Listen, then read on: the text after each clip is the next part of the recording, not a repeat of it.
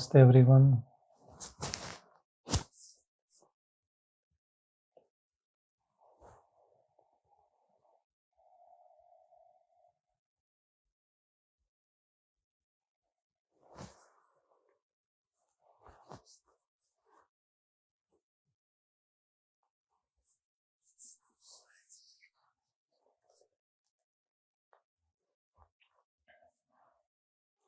Not sure whether we have ever discussed any books which can make you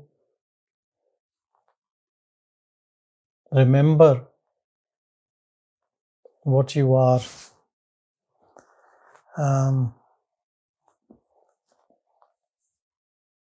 Maybe someone can read some passage from any book they have.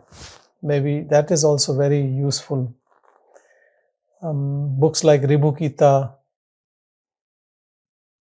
Devi Kalotram, Yoga Vashishta, Ashtavakra Gita, Viveka Chudamani, Bhagavad Gita. These books are pure Advaitic, and when you read, you reinforce what you are. Once you have your own experience, then you don't need any book. Also, if you have an experience which was kshanik, temporary, and then it went away, and then a lot of mind activity has come back. When I say mind activity is our ahem, ego, ahankar, individuality. So, thoughts with I, me, mine, why me, or anything to do with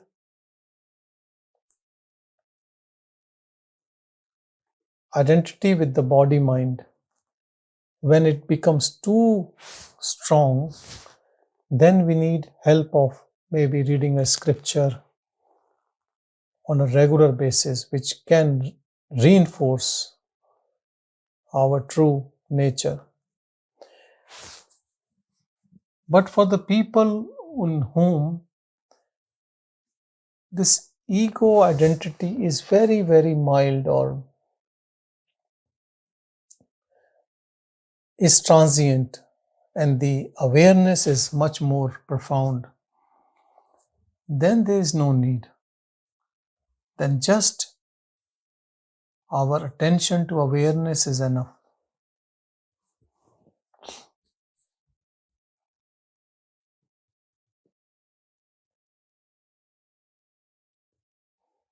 When we have intense longing, whatever needs to be done in that moment comes very naturally. Whether we have to be doing some japa, or reading a book, attending a satsang, or staying in our silent contemplation, or doing some other practice, it just comes very naturally, and one activity goes which makes that practice at that moment, and then another activity comes.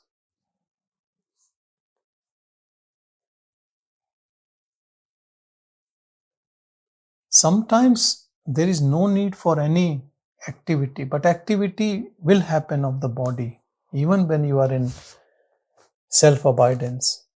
That activity can be just a normal day-to-day chores, or it could be spiritual, not to attain anything, but just to take the name of that divine in different ways.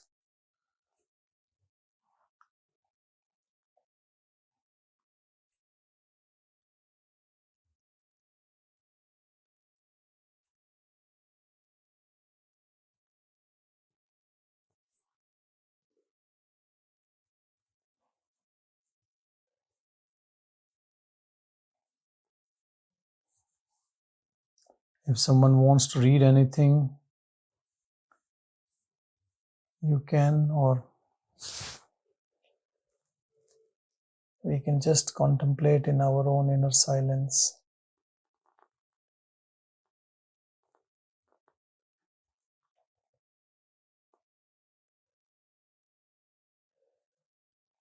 Looks like Jeffrey is opening a book. Do you want to read something out of it? Okay, you can unmute yourself.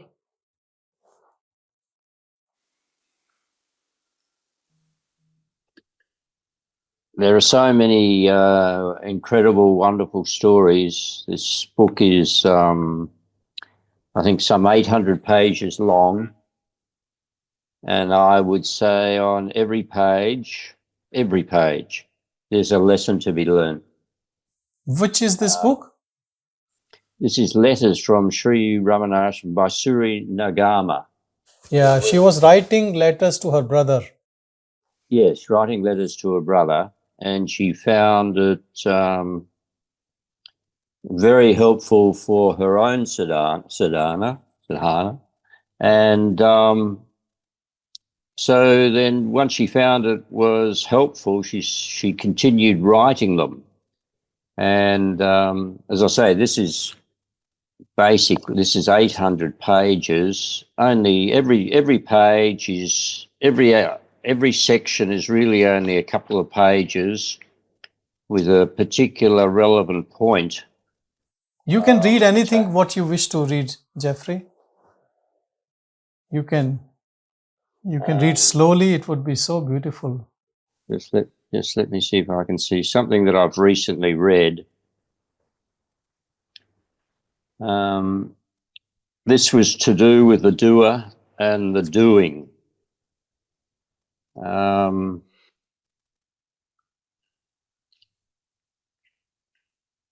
It said here, the question is, if there is no personal effort, why is it said that we ourselves must attain realization? What does it mean? Bhagavan said, who is it that is asking? To whom has doubt arisen? Why has it arisen?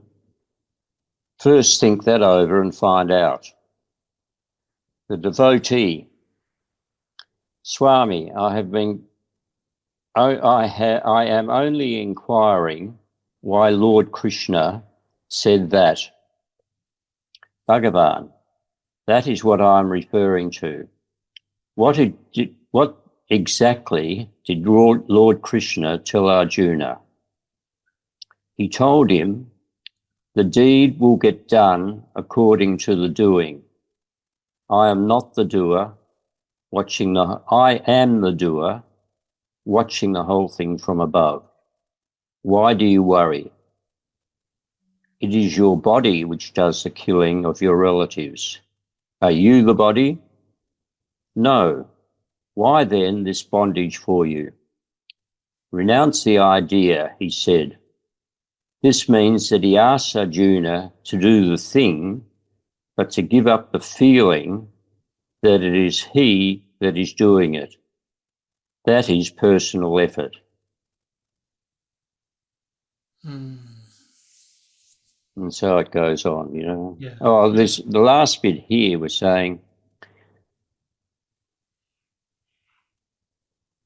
by doing karma, just go back to here. Another devotee, well, that is all right. For this karma, there must be a beginning. But how is it begun? No one has mentioned. Bhagavan, yes, but it is the same thing. If you ask, how did you get this? You say, you have got it by doing karma. How were you born? By doing karma. That is all that could be said. However, if you ask, how was this karma born? You are told you should not ask such questions. This is known as the law of the seed and the tree. The tree is born of the seed. Again, from the tree is seed born. Where is the origin of that seed? That is a question which you are told is not to be asked. What can we say to that? This is why I always ask people to find out first how they were born and where they were born. You know, there's a similar example being said that, you know, if you were shot an arrow and you're going to die, and someone is trying to pull the arrow, a guru comes and he says, take it out and you can survive. And he's asking, no, first tell me who put this arrow in. Then I'll take it out. If the arrow is there, just take it out. Whoever has put it, wherever, then you will know. Or what is the need to know when you are free? It is like you are dreaming. And in the dream, you keep asking, who has put me in this dream? Why this dream has come to me? The best is to get out of the dream, wake up. That's all. If you wake up, then you will never ask this question, who has put you in this dream? Because there is no one. Even then, when you don't exist, then how the other exists who has put you in dream? Only we can be in dream and we can be in waking. No one else. This question of effort is very, very important.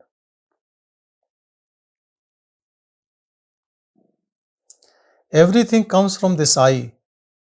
Because we don't want to give up this I, so the effort is called as personal effort, that I am putting the effort. And then I deserve something in lieu of that effort.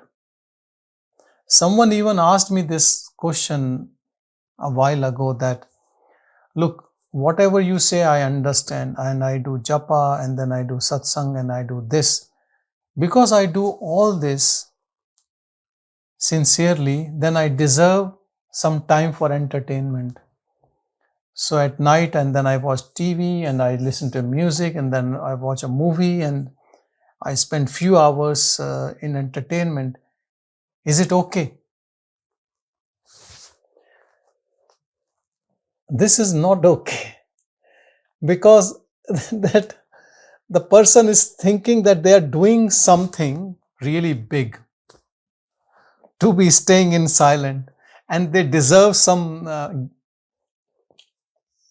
gift, some concession, because as if this is a hard sattvic work I am doing and I deserve to be entertained. But the question is the same. See, who wants entertainment? Who is this person? Someone was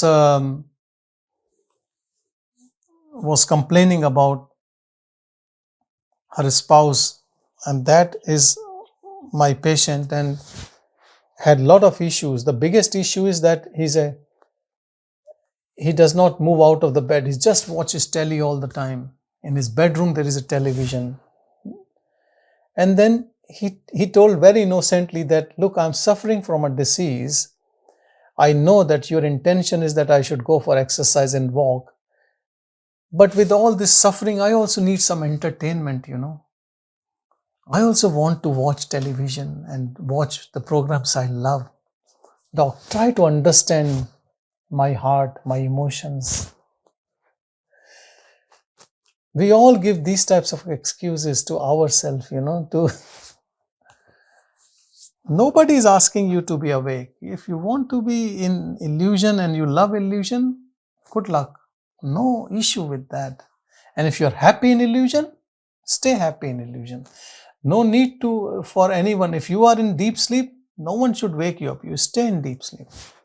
But someone who is really want to know the truth, then all these questions come to one thing, that who is putting the personal efforts, or who needs entertainment? Always Bhagavan brings you to the same question. Who is this who is doing everything and claiming that he or she is doing? Question that entity. But people don't want to, because when they question, they don't reach anywhere. They say, oh, look, I am there, and The problem is that all the practices coming from all sorts of religions and all sorts of books, they keep the ego alive till the end. And so we think even in self-inquiry, there is no need to question too hard. Leave it. And in all what we learn in this word, this relative knowledge, which is also useful, we always keep the ego alive. Actually, all this relative knowledge boosts our ego. I have become so and so professor, these many research papers, or I have earned this, I have created this. I is strengthened by all the relative knowledge which we gain. Even some of the practices which are so-called spiritual also actually strengthens ego. People are proud of their religion, proud of their practice, proud of their teacher, proud to an extent that they can kill others of other religion or hate them. They can even kill non-believers. Can you believe? A method to erase ego is actually boosting ego. That means the way we practice these methods is wrong. We have not understood it. If any religion, any practice is segregating, making difference between us, please leave that religion or practice. God is inclusivity, whole as one, without any difference. Inclusivity. So whatever we practice, it should make us one with everyone, not create differences. The first and foremost difference is this, that I am the body. That is the first difference. So when people say effort, always remember that though to start with it might look that effort is coming from me, my personal, but understand it's an act of grace. Any effort even to attend a satsang is grace. Don't feel too proud of it that, look, I spend 1 hour 3 times a week to attend it, I am so spiritual. Like, even if you don't tell anyone, but tell yourself like this, it's not going to help you. Take every step in life, even your small gains, even materialistic gains, as an act of grace. That grace of that is on me. And that's why I can feed myself, I can have a shelter, and I am in this beautiful satsang. Take that as that all is His kripa, all is His grace. This will help more to dissolve ego rather than saying that I am putting efforts. I always say that without effort nothing happens, but even say that effort has come from grace. Always stay in that witnessing. Don't ever say that I did it. When good acts you negate that you have not done it, just happening, and your body is an instrument and some divine energy is flowing, then I'll tell you, nothing wrong can also happen through your hands, because then act of grace is flowing through. You have already accepted it. Then nothing wrong can happen. Yes, people can think that you might not be a nice person, or you, whatever they want to think. But in truth, in reality, nothing wrong can happen through you. That is for sure. You don't take pride of anything. You will also never take any guilt of anything.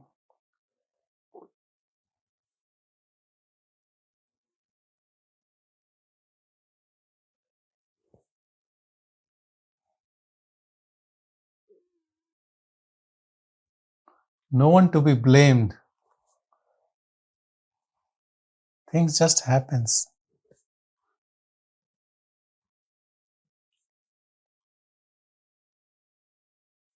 I'll tell you, the life in this impartial neutral state is so beautiful, because you're not supporting anything, you're just witnessing. So many times, I would say 99% time, we are witnessing things happening around us. And we have no say. But ego wants a say, so you will say about everything. If US elects a president not of your choice, you will say something. If you have authority, you would also put something on YouTube or in media. Who is interested in your opinion? But we are interested in our opinion about everything.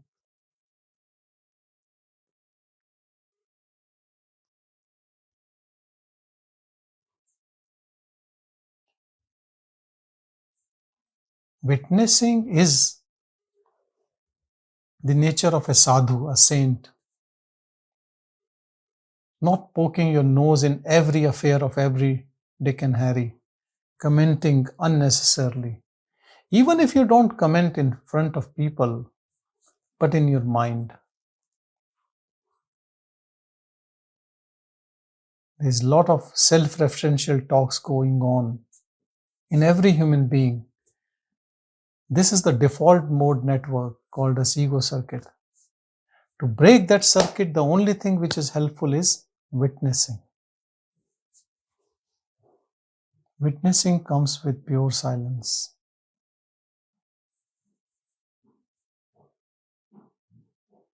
When we pay attention to silence. And all thoughts comes with I thought. They all report to I thought only. Thoughts don't report to silence. Thoughts don't report to silent awareness. Silent awareness is uninvolved. It is not even part of the body.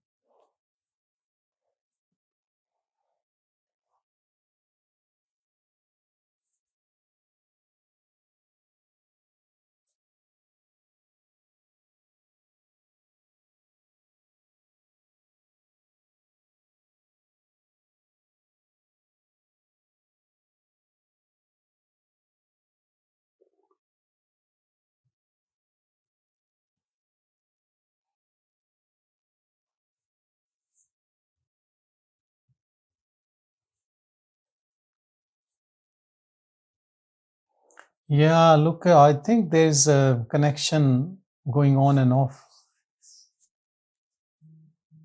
Suddenly everything disappears and then come. Maybe the awareness wants to say that there's nothing there. The most interesting part of this whole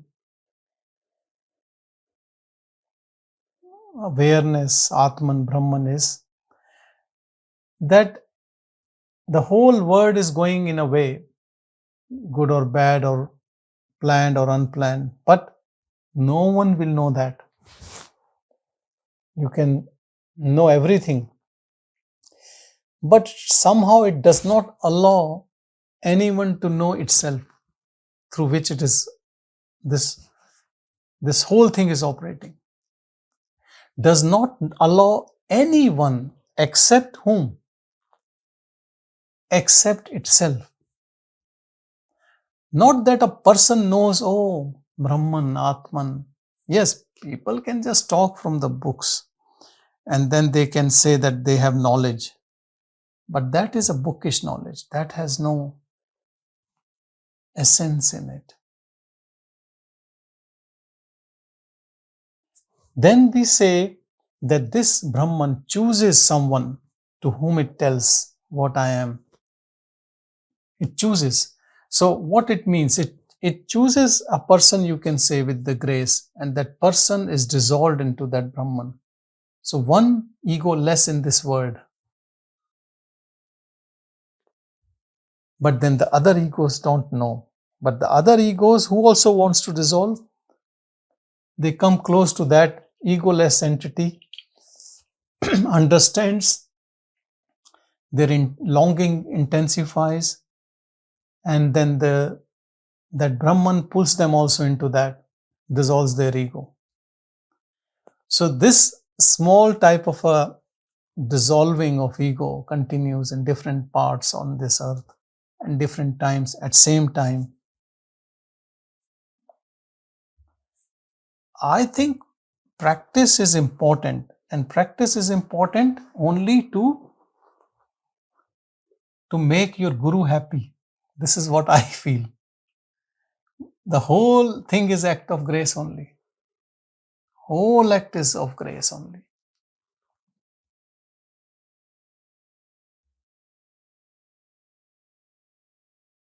If you think your personal efforts can take you there, then you are completely wrong. Personal efforts just purifies us. Personal effort makes us more close to our guru, our teacher, our teaching. It shows that we are sincere devotees. It makes us Gunatita, all the three gunas through which we are acting as a person. Rajasic, Satvik, Tamasic. It takes us out of it. You know, they say in Vivek Chudamani this truth, that this self, this Brahman, which is in our heart, and they say it is like an inverted lotus with a small orifice, is in the heart, in the hridayam, in the spiritual heart, which is slightly towards the right of the midline. It is actually covered by a cobra which has three hoods, and these three hoods are these three gunas by which we become human beings, person. You have to give up these gunas, and the easiest way is from tamasic to rajasic to becoming sattvic. And to change these gunas, a lot of spiritual practices can help, even changing your food, structuring your day, the way you behave with others. And once you are in sattvic mode, it's much easier to jump out of it without any guna, no attributes. So I see three gunas as three layers. Tamasic is the outermost. If you stay in, you are too far. Then comes Rajasic. And then the third one is the closest, Sattvic, to that, to Satya. Sattvic guna is closest to Satya, truth.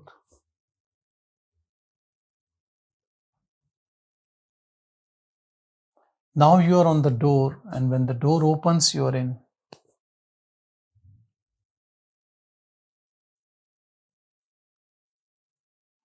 Door opens for the one who is ready.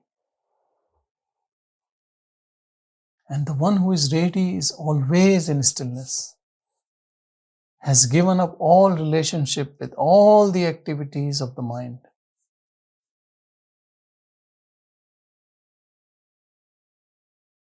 The one who is always in mode of surrender.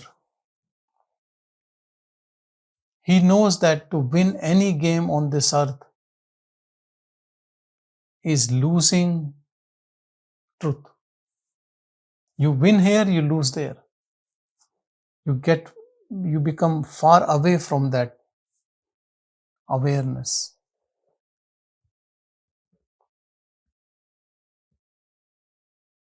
As a matter of fact, anyone who is for that even gets out of this game of losing and winning.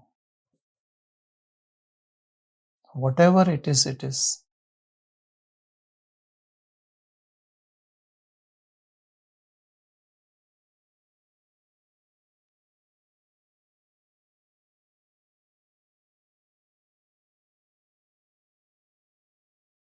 When you are not arguing, you are not here or there, people can still argue with you. They can say, oh, you are a very diplomatic person, you don't want to tell the truth. They can say anything, anyone can say anything. They can put you in a box, but stay free from your mind.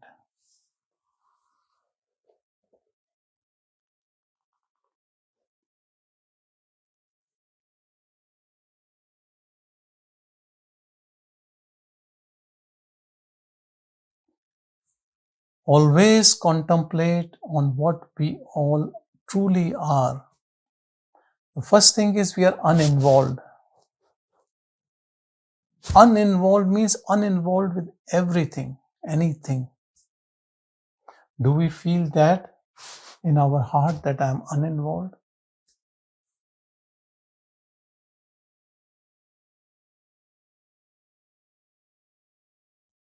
Do I feel that I am always witnessing things, not getting agitated, not getting affected? Do I follow inclusivity in everything with everyone, in every situation? I stay unbiased always.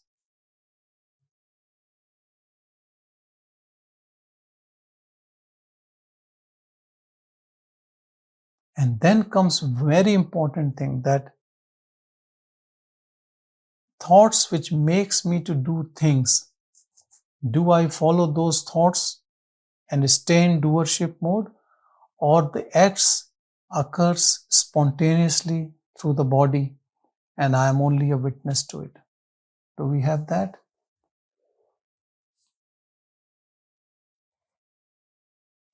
And then comes our internal structure of thoughts and emotions. If someone insults me, do I feel bad? Yes or no?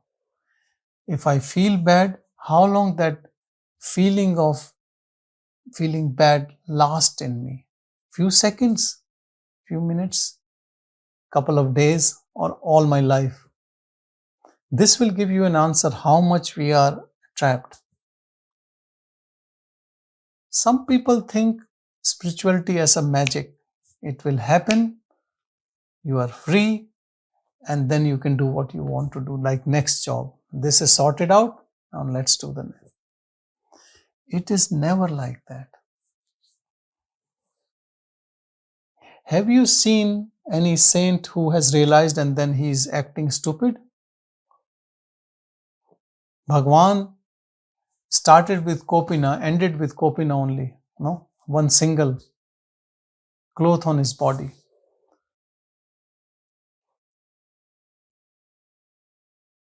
The other day we were doing satsang and I was pointing out the things in our meditation room and that area where we are. There's a kitchen. How many man-made things are there in that place?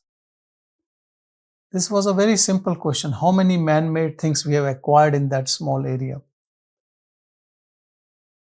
Maybe thousands.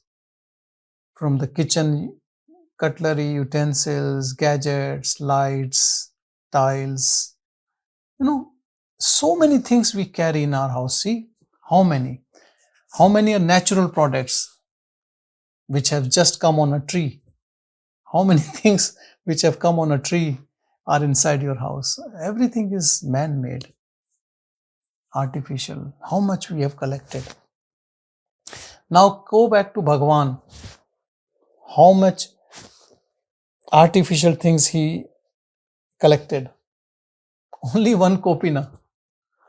Someone can say stick. No, stick, he just got a stick on the mountain. He just made it look nicer, and that was his stick. Then someone can say kamandal, kamandal in which he carries water. Could that be? But maybe he might have made it. You can make with a fruit shell.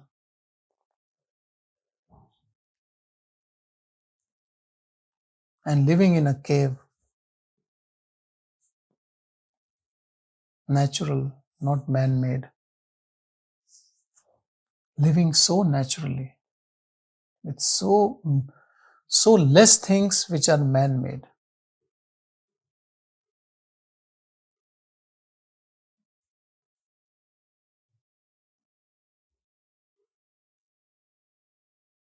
Even if we are not giving up all these things, but I'm just saying that this helps us to go deeper in our own beingness. Understanding all this is just artificial and useless. Useful for some comfort, I would say, but then there's no end to that comfort. You need more and more and more.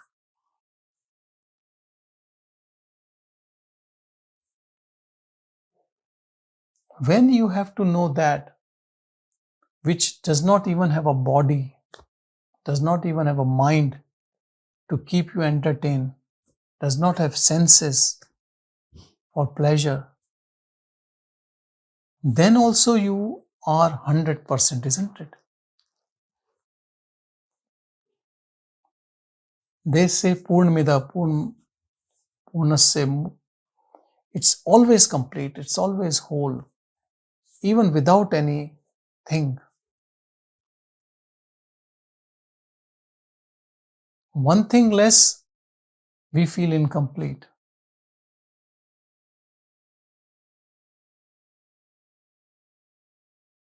One position less, 1 degree less, one possession less, we feel incomplete. Then how the Brahman is complete even without body, without mind, without intellect, without anything, without matter? It is complete.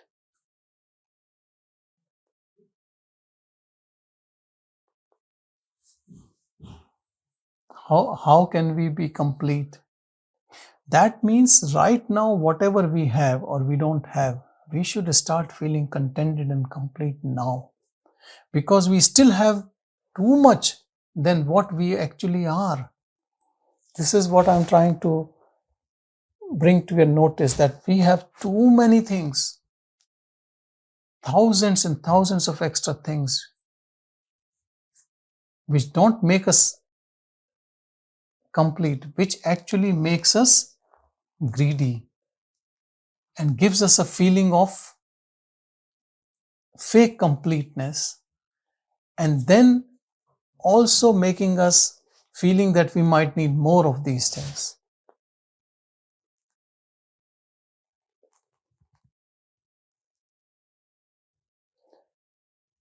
So to know truth, we have to contemplate on truth day in and day out. All the time we have to contemplate on truth.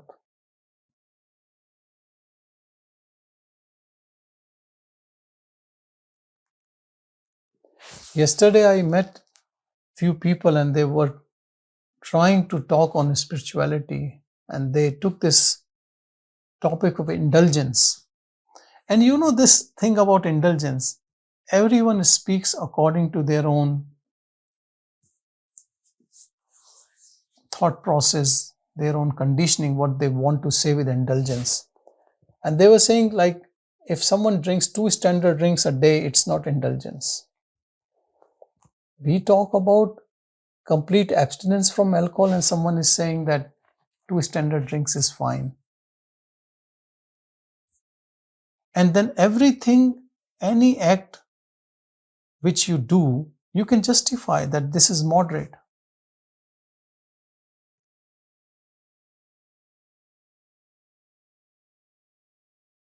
how many movies one should watch. One guy said that you can watch a movie a day, but more than one will be indulgence. You can eat a piece of sweet, but eating 4 pieces of sweet will be indulgence. And you can make your own standards. But I would say our Guru is Bhagavan. You compare with him, then everything appears to be indulgence, isn't it?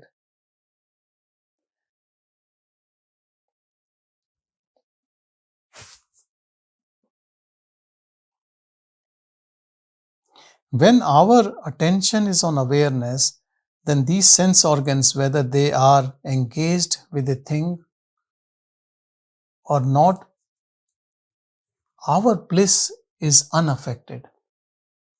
It's not that if you go to a very nice, beautiful place, your bliss will be less or more. It will stay the same. But you don't feel a need to go somewhere or do something or watch or hear or taste or smell or indulge or even getting into an act. Because understand, whenever we are trying to please any of our sense organs, there is 100% doership.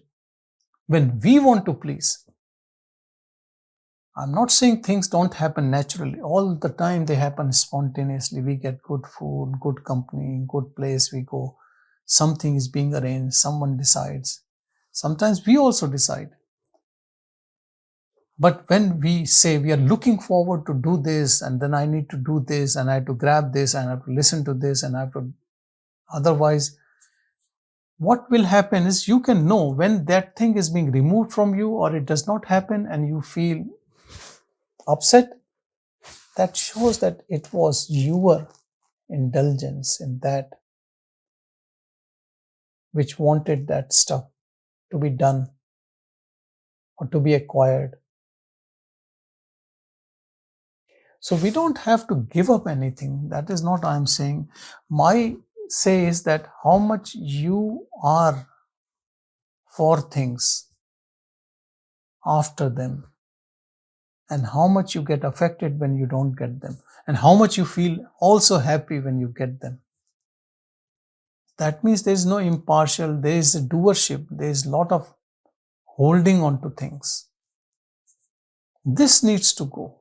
If this doesn't go, you will never have darshan of awareness, darshan of Brahman,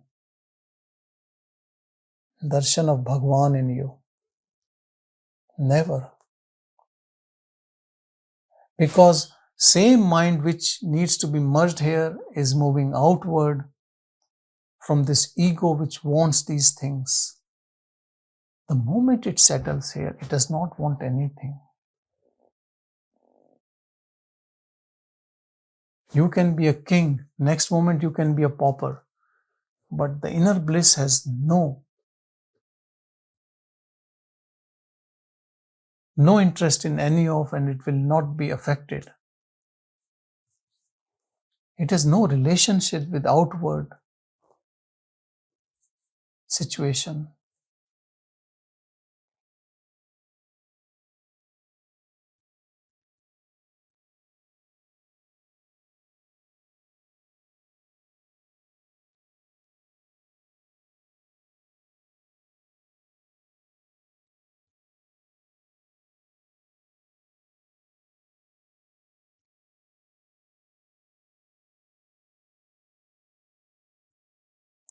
When we stop following life, what we think life is, to do this, to do that, to become that, when we stop following it, then life flows through us. You give up, you are following it, immediately a different thing happens. The life, you know that it is flowing through you only. You are the source.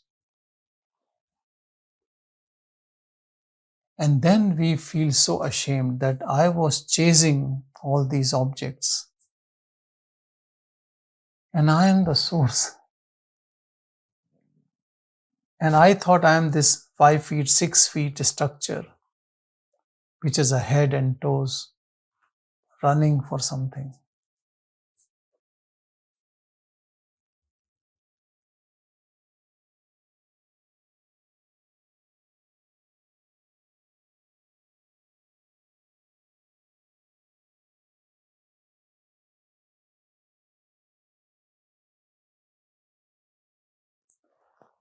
Abiding in awareness, all the talks of the world looks crazy and stupid.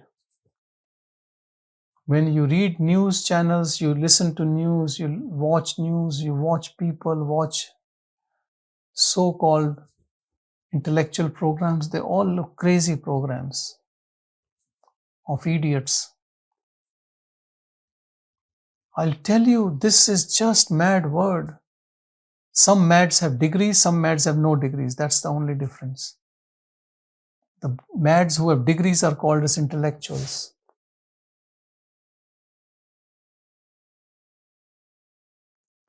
There is nothing. There's nothing big, nothing small, nothing. It's all. What is in your dream? Your dream is, one dream is better. Yes, it might be more entertaining, but at the end, it's just a dream.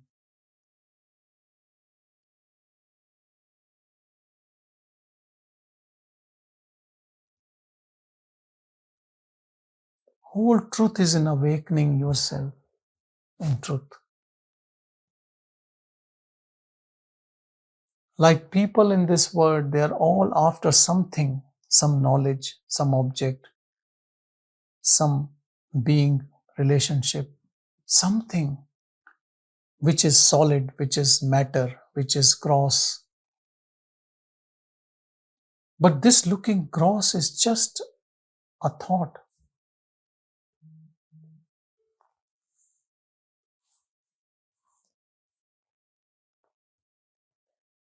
Go thoughtless and be free forever. And know that I am alone.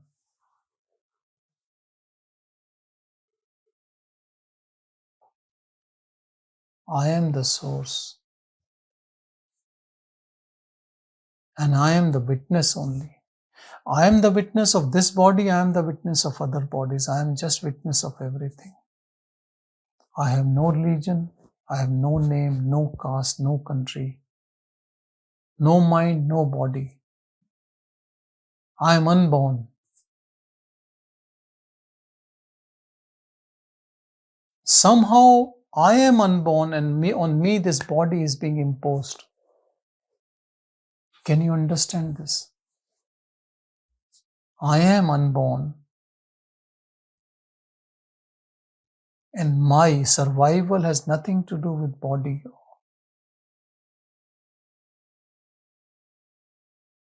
Everyday body is lost in deep sleep.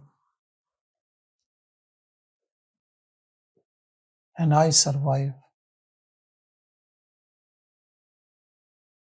This is what the death experience of Bhagavan was. In his death experience, he died. The body went into rigor mortis. He made it stiff. And then he realized that I am still there, the body is dead. Though it was more like enacting and coming from fear, but he made it so real that his ego disappeared in that self, in Brahman. So I would say fake it to make it. Bhagavan always said, start that you are Shiva. You are self. Do bhakti on your own. When at the end you have to come here, then why to have an external guru, external teacher? Like an idol I'm talking about in a form, not the teaching. And whatever form you believe, take that form in your heart. If you believe in Ram, Ram in your heart. Jesus, Jesus in your heart. Prophet, prophet in your heart. Keep it here. Practice here. Because at the end, you will realize only this.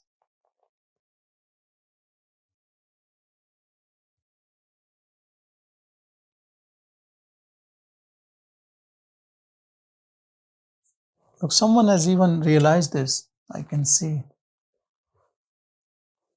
Bruce Malin has written, I am unborn, I alone am. Beautiful. This is what is true, and that is what we all can contemplate. All the songs of God are your own songs.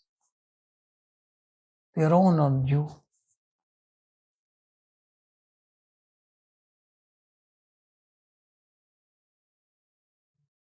Praise to the Lord is your own praise.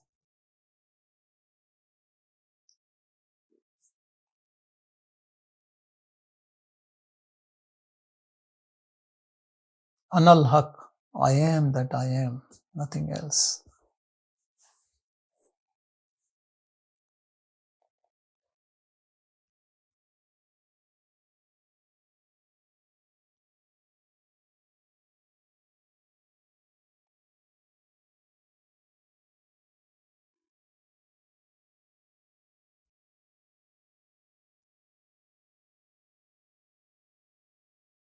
Contemplate on this truth all the time.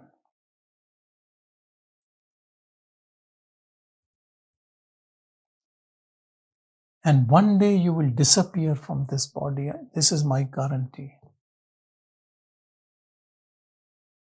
Even you cannot trace yourself in the body. And you will be surprised how the body is still acting, though I am not there. It's working, maybe much better than before.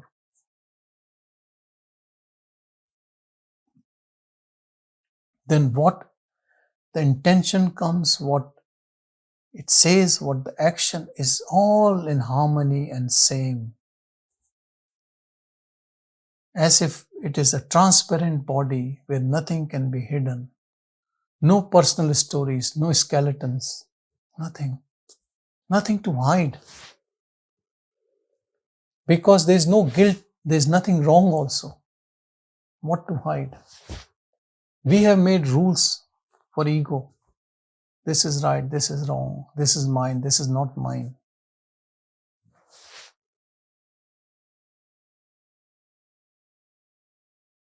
When you are in love with everything, then no one is other.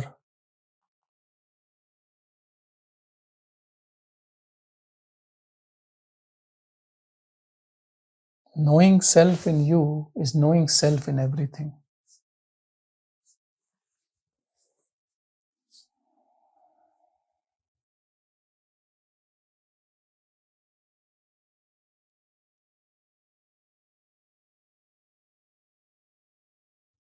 Whom will you hate? In the act of play, there are all actors.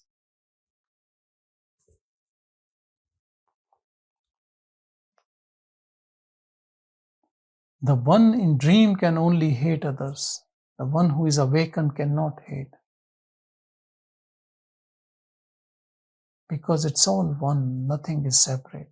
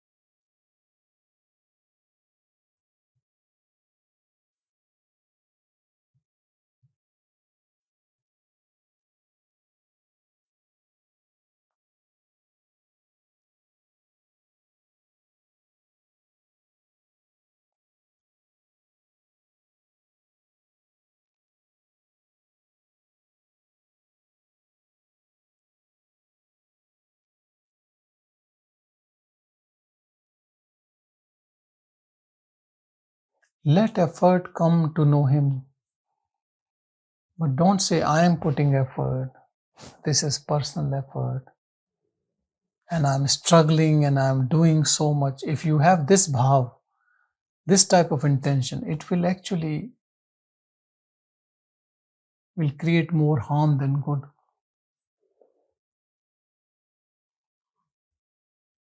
Let it be. Effort is coming, enjoy that effort. Who is effort? You're not enjoying satsang, then what is effort? Then everything is effort. Getting up in morning is effort. Getting into sleep is effort. All these bodily activities continue. When the body is tired, it sleeps, then it wakes up, and you just enjoy your own beingness. Bodily efforts don't call your efforts. Whether you do business, whether you are in relationship, or whether you are into spirituality. Just witness everything happening. Enjoy your own awareness, your stillness in which this all is happening. Give up this all the time talking from I and me and I did and you did and we did and you didn't do and I didn't do. And when somewhere something like this is happening, just walk away. But don't laugh there, because other person will get more irritated. He or she will think you're not taking seriously, Because for people, all these arguments are so important, And if you don't take it seriously, they will be mad on you. So just be a good actor. Say yes, yes. And always keep saying sorry all the time, It's a very good English word. It sorts out most of the things. Just be witness. Don't get involved in anything. Even without non-involvement, you will be involved. As Bhagavan was involved even in a court case. The one who was always Sakshi, witness. Enjoy your bliss. You are Shiva. You are Christ. Be in that. Enjoy your bliss all the time. Om Shanti, Shanti, Shanti.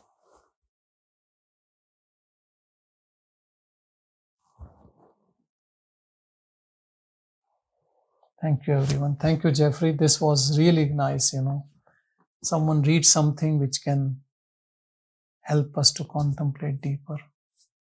Thank you. Thank you. Sorry, we disappeared few times during this satsang. Coming to our natural state. Thank you.